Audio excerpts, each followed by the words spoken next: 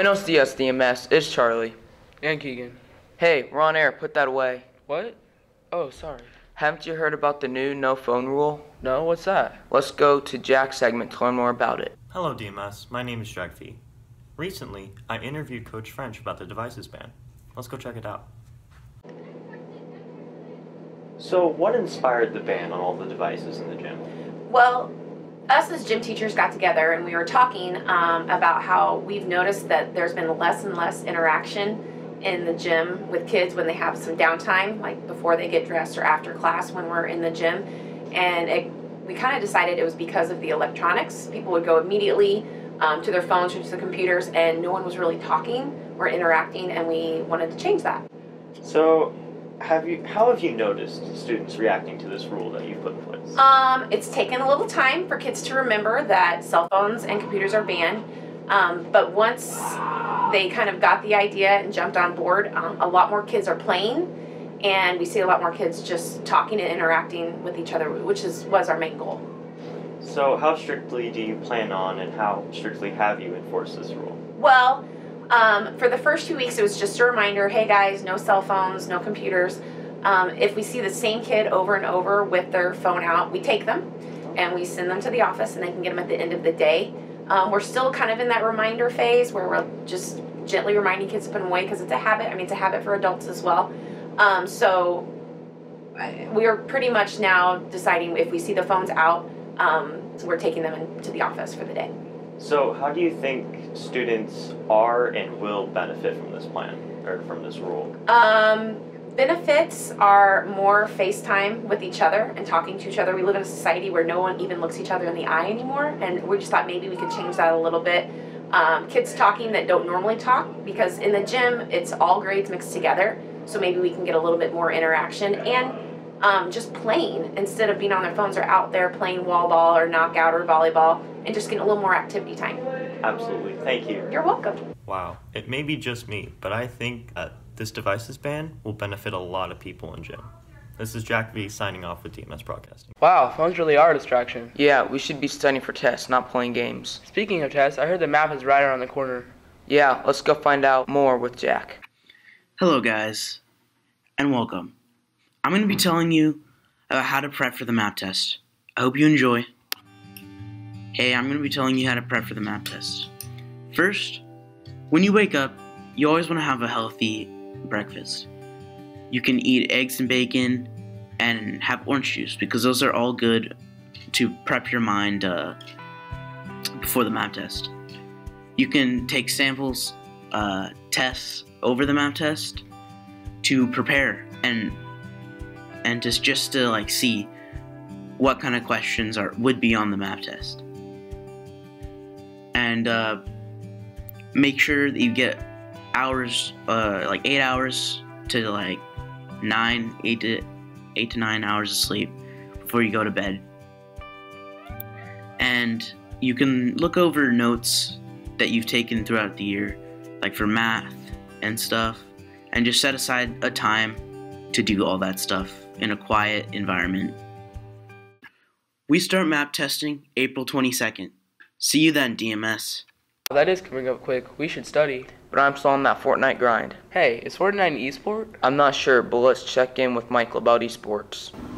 Hey, what's up, DMS? It's Michael. And as you can see, I'm at an esports event. Now, esports has been growing in popularity over the last couple years, and I'm going to interview some students at DMS about esports today. Alright, so, have you heard of esports? I have. It's a big trend. Alright, and are you a fan of esports, and why do you like it? I am a big fan of esports. I play Rocket League and Counter-Strike Global Offensive. I really like it because it's a way to connect with people.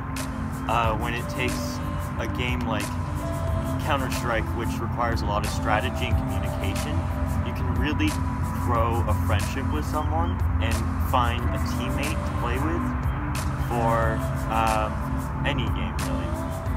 Alright, and what esports events do you like to watch?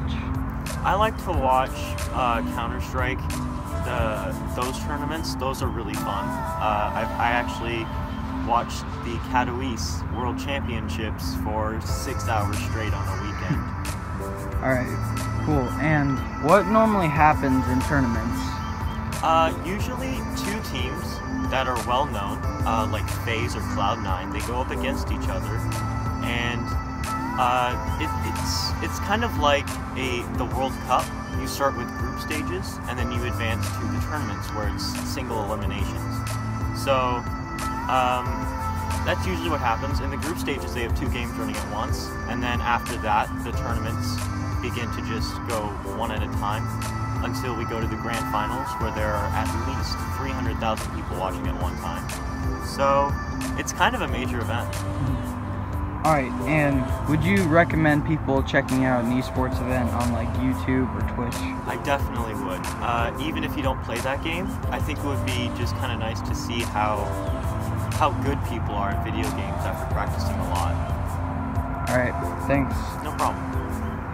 That's all for my segment on this week's broadcast. See you guys next time, DMS. That was really interesting. You know what else is interesting? Ancient China. Isn't that kind of random? I guess, but I think the 6th graders are doing a project about it. Let's head over to Robert and see what it's all about. It's Rob here. I'm going to be doing a little segment on this Chinese amusement park things.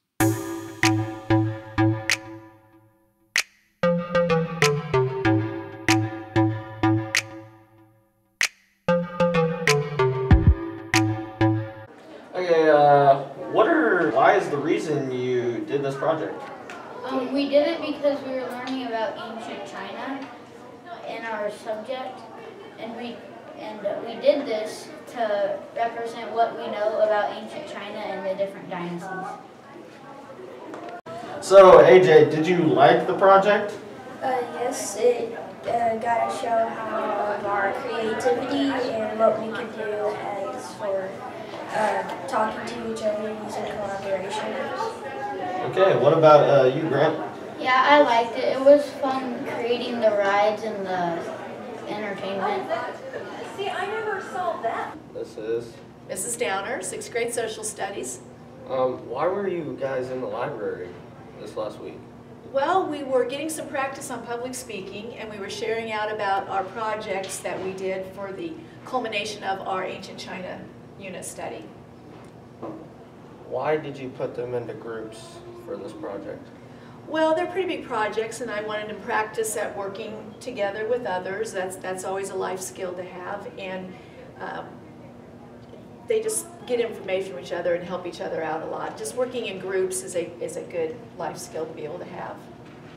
Why did you decide to make them make amusement parks? Well, they were tasked with creating an amusement park that, with everything in it, from food stands to the rides to entertainment, everything had to be connected to something that they learned about ancient China. And the purpose was to educate others about what they have learned about ancient China. Hey, I'm with Molly, a 6th grader that did the amusement park thing, and I'm going to ask her a couple questions. One of them is, why are you doing this project? Well, we did it because we were learning about ancient China, and so instead of constructed part of an amusement park. Okay, that's pretty cool. Did you enjoy the project that you did? I did enjoy it because there was a lot of crafting involved, and I enjoy crafting. Okay. Well, that was my segment on the Chinese amusement park. It looked pretty cool. Let's send it back to Charlie and Keegan. Keegan, wake up. What? Oh, sorry. I was up all night studying my Spanish vocab. Oh, I heard that Queso is doing a segment in Spanish. Vámonos. Hey DMS, since the first day of school, Spanish students have been learning a completely new language, starting with the ABCs. They've learned hundreds of words in many different categories. Let's go see what they've learned. Before the interview, remember that all the words we've learned so far this year. Vámonos.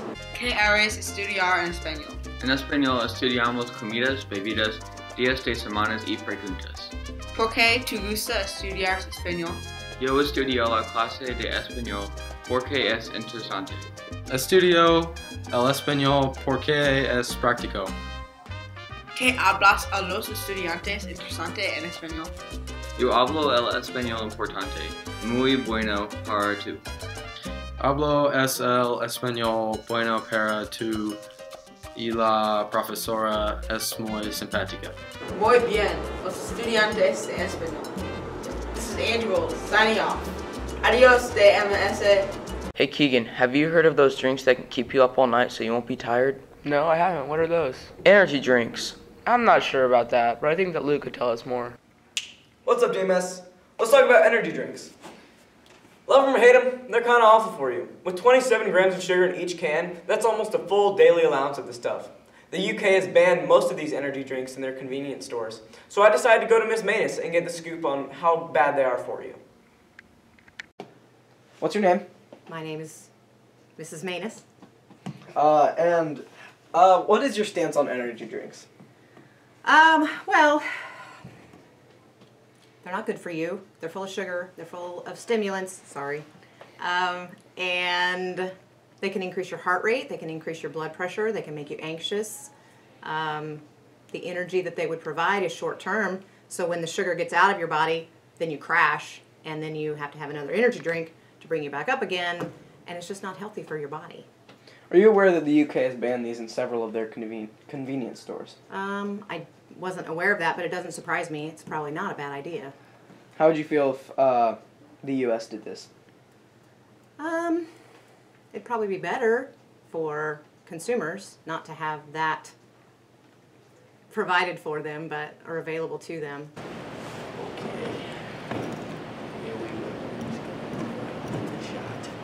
Now that we've learned about energy drinks and the dangers of them, let's send it back to Keegan and Charlie in the studio. I bet after that segment you'll have lots of energy. Yeah, a good way to burn all that energy is to sing. That's cool. I bet Cora can tell us more about singing in the upcoming musical, Annie Get Your Gun. I'm sure you've all heard of the spring musical, Annie Get Your Gun. But how does it get from script to stage? Well, today you're going to find out. Welcome to Behind the Scenes Musical.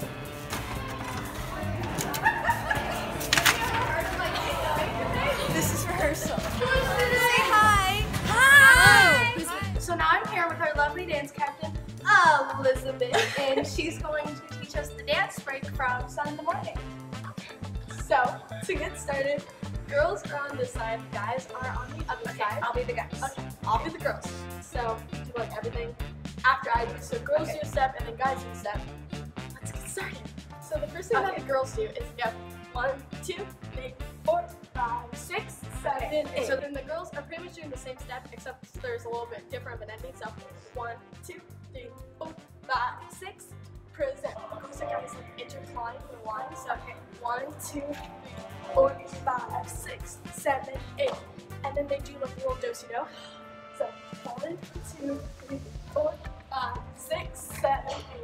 And then after that is 1 and 2 and 3 and 4. And then last one.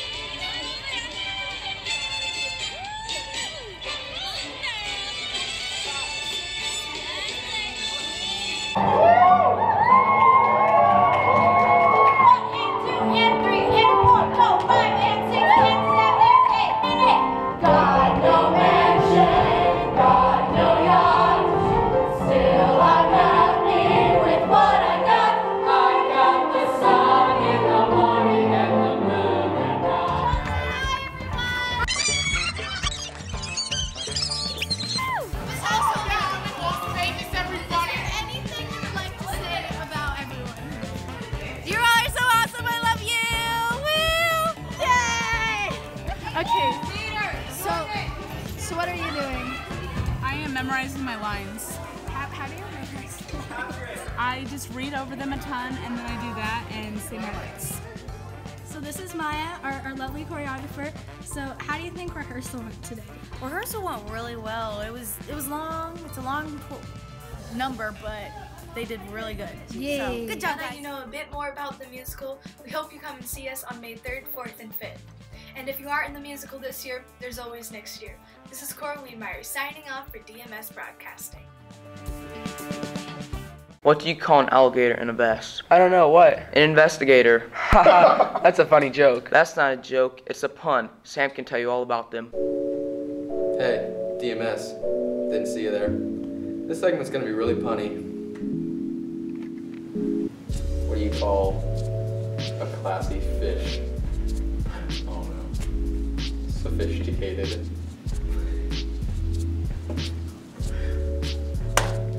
What did the watermelon say to the cantaloupe? I don't know.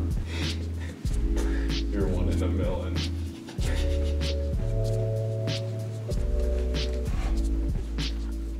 Big Dubs, I have a confession to make. I was addicted to the hokey pokey, but I thankfully turned myself around. What did E.T.'s mother say to him when he got home? Where on earth have you been? You bad boy! How do you organize a space party? Don't know, Sam. You plan it. What do you call a lazy kangaroo? A pouch potato.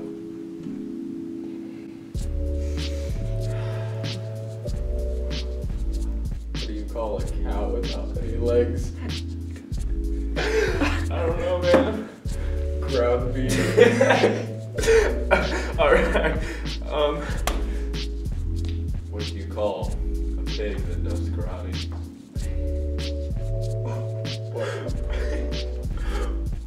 Pork chop. Get it? Pork chop. Yeah. I just burned 2,000 calories. That's the last time I leave brownies in the oven while I take a nap. Geometry has shaped my life.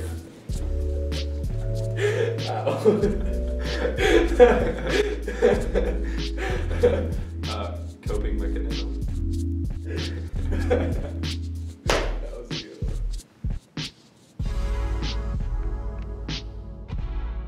Wow, that went by fast. Yeah, well, I guess it's over. See you after break, DMS.